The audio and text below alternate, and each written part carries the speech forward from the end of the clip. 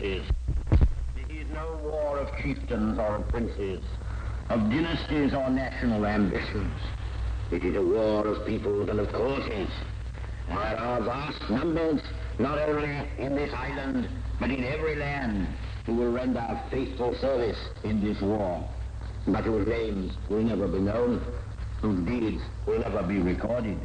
This is a war of the unknown warriors. But let all strive without failing in faith or in duty, and the dark curse of Hitler will be lifted from our age. So spoke Mr. Winston Churchill to the British Empire. So spoke our Imperial Leader. And in this presentation, Imperial Leader, it is our purpose to bring to you in colorful drama the story of this great defender of democracy. This story of a man whose life has been replete with glorious adventure. Winston Spencer Churchill, Imperial Leader.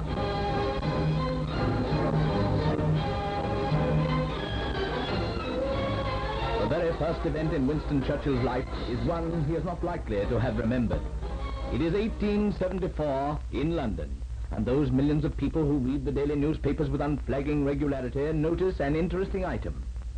Look, Charles, the Times, birth. Good gad, women never tire of reading births, deaths, and funeral notices. What is it now? Listen. On the 30th of November at Blenheim Palace, the Lady Randolph Churchill prematurely of a son. Lady Randolph Churchill, eh? That's the very pretty American woman, isn't it? She was Jenny Jerome of New York. And now Randolph has a son. Well, well, well. And one born in a hurry, too. I wonder what they'll call him. Something showy, I suppose. After all, whenever a descendant of the Duke of Marlborough is born, people are likely to be made to take notice. Might even call him Randolph. However, you get on with your births and deaths, and I'll get on with the financial. But the child isn't named Randolph. He is christened Winston Spencer Churchill, and the cavalcade has begun.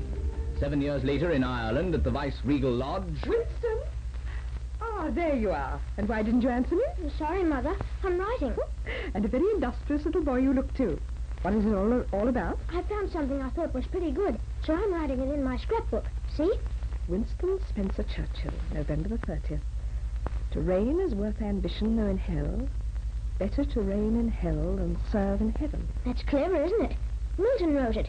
You know, in Paradise Lost. Certainly is very clever. But don't you think a quotation like that is a little unusual for a young man to be interested in? Oh, I don't know, Mother. I like reading about ambition and holding power. I want to reign someday. You want to reign? Yes. Dad's clever in politics. Well, I reckon I could do just as well as Dad. I'm sure your father would be amused to hear you say that. My ambition is to be a great man in England. Maybe Prime Minister. No more? Well, that's all. And no less. Well, you're a strange child, Winston Spencer Churchill. But I think I'll live to be very proud of you. But come now, I have some very important news for you, Winston. You're going to school. School? Away from here? But aren't I learning enough from the governess? I'm afraid the governess finds you more than a handful. No, it's school for you, Winston. But don't be afraid of it. You'll gain a lot of interesting experience. Everybody says school is the happiest time in one's life. I hope it is. And we've got so much to do, such a lot of things to be purchased. Then you've got to have a portmanteau, and but it's going to take us hours and hours. Now, I know you're going to be a good boy and work hard for yourself at school. After all, you do want to become clever and important. Yes, I do, Mother. But I'd rather stay here and be clever and important. Now, no more nonsense, Winston. All right, Mother. I suppose I've got to go. I say, you'll give me some pocket money, won't you? How much do you think you ought to have? Well, 3 half-crowns. All right. 3 half-crowns, and then all smiles and no tears, eh? Tears? Oh, you won't catch me crying anymore. I'm getting old. Let me see what you've been doing. Never done any Latin before, have you? No, sir. Did you learn the first declension of the noun table? I think I can say it, sir. Mensa a table, mensa o table, mensam at table, mensae of a table, mensae to or for a table, mensa by, with, or from a table. Very good indeed. What does it mean, sir? It means what it says, mensa, a table. Mensa is a noun of the first declension. There are 5 declensions. You have learned the singular of the first declension. Oh, But what does it mean, sir? Mensa means a table. Then why does Mensa also mean O-table? And what does O-table mean? Mensa O-table is the vocative case. Oh, but why O-table? O-table. You would use that in addressing a table, in invoking a table. Don't you see? You would use it in speaking to a table. But who wants to speak to a table? If you're impertinent, Churchill, you'll be punished, and punished, let me tell you, very severely. I wasn't impertinent, sir, but I'd rather learn English than Latin. I want to be able to make speeches like my father's. Your father is Lord Randolph Churchill, isn't he? Yes, sir, and he's a great man. Really? My father's Chancellor of the Exchequer, and one day I mean to be Chancellor of the Exchequer too. Well then, learn your Latin. Oh, I don't like Latin. I can see it won't be long before I shall have to flog you, young man. We shall see if that will alter your opinion. I don't want to be flogged, sir, but I don't want to learn Latin either. But you have to learn Latin. Well, Dad says the most important language to learn first of all is your own. He says not enough people learn their own language properly at first before trying to learn other languages. Well, So, if you don't mind, sir, I'll make a special effort to learn English first. I think English is a beautiful language, don't you, sir? Randolph Churchill's son, a chip of the old block. But you're still going to learn Latin. Now recite that after me. I'm going to learn Latin. 12 years old, Winston. You're going to a fine young man.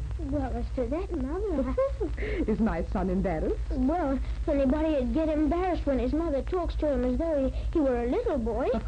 You're right, Winston. I won't do that again. Your father will be here tonight, by the way. You know what our plans are now, don't you? More school, I suppose. Yes? Harrow. Harrow? Oh, well, I guess it'll be all right. Of course it will be all right. You'll meet so many more boys, and, well, it's another step forward in your career. It's awful having to learn so much of everything. I'd rather work. Work? Yes, much rather. I mean, I'd like to be doing something. Well, there'll be plenty of time for that. But to do things well, you must have acquired a lot of knowledge and wisdom. I've already got lots. I say, Mother, Yes, Winston. tell me about how you met Father. You know, before you married him. How inquisitive you are. Well, Winston, I just met your father. We fell in love and were married. Isn't that a short but very happy story? One of my grandfathers is the Duke of Marlborough, isn't he? Yes, dear. And my other grandfather, your father, was he an American? Yes, Winston. He was Mr. Jerome of New York City. Was he famous? He was indeed. He won a great fortune and then lost it. He had a great newspaper, the New York Times, and then he loved horses. They called him Father of the American Turf. I love horses, too.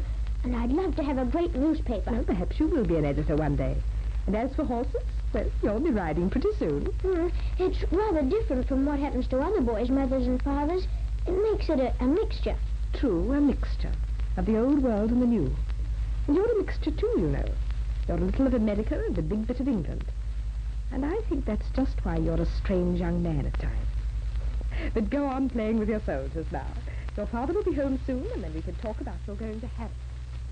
Battalion, by the right, march.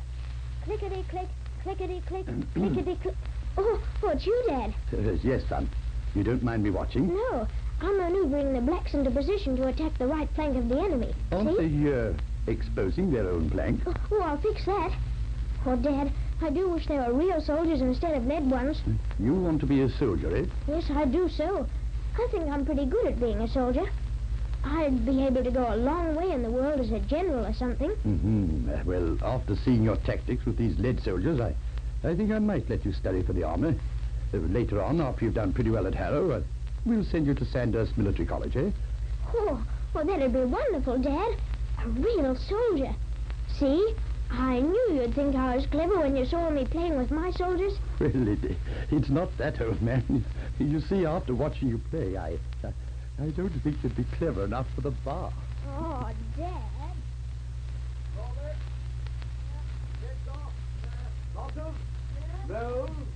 Winston must have gone in. We've missed him. No, there he is. See, near the end of the line. Winston at the end of it? Oh, he ran off. Taxby, Tails, Seckham, Sedgley, Sefton, Sibley, Siddons, Soames, Southby, Spalling, Spellman! Sir? Spencer Churchill! Sir? Pardon me. I'm Lord Randolph Churchill. May I speak to my son? Yes, certainly, Lord Randolph. Spencer Churchill, your parents are here. You may have 5 minutes recess. Oh, thank you, sir. How do you do, Mother? How are you, Father? Why, Winston, you're quite a man. Why are you at the end of the line, Winston? That's no place for Churchill. They take us in alphabetical order, Father, and I'm given my correct name here, Winston Spencer Churchill. That makes me only 2 from the bottom. I haven't heard very good reports about you. They say you're lazy and troublesome. Oh, Winston, you haven't been naughty, have you? I'm past the age of being naughty, Mother. Please remember I've turned 12. Don't you like Harrow, son? Oh, yes, sir. But I don't agree with everything they try to teach me. He's like you, Randolph. Yes. I don't agree with everything they try to teach me either. That's why I'm going to resign. Father, you mean you won't be Chancellor of the Exchequer anymore? They can't do without me, my boy. I'm going to resign to show Lord Salisbury that I don't agree with everything he tries to teach me. Well, there's no one to take my place, so he'll soon come to terms. It must be very exciting, Father, to be so important and great. Great? No, not great, my son. Greatness is a virtue which comes unexpectedly, from no one knows where. You can be important, valuable, if you strive hard. But you cannot be great unless some higher power makes you great. To be a great man, a great soldier, that'd be worth working for, wouldn't it, Father? To be a great leader, that is ambition indeed.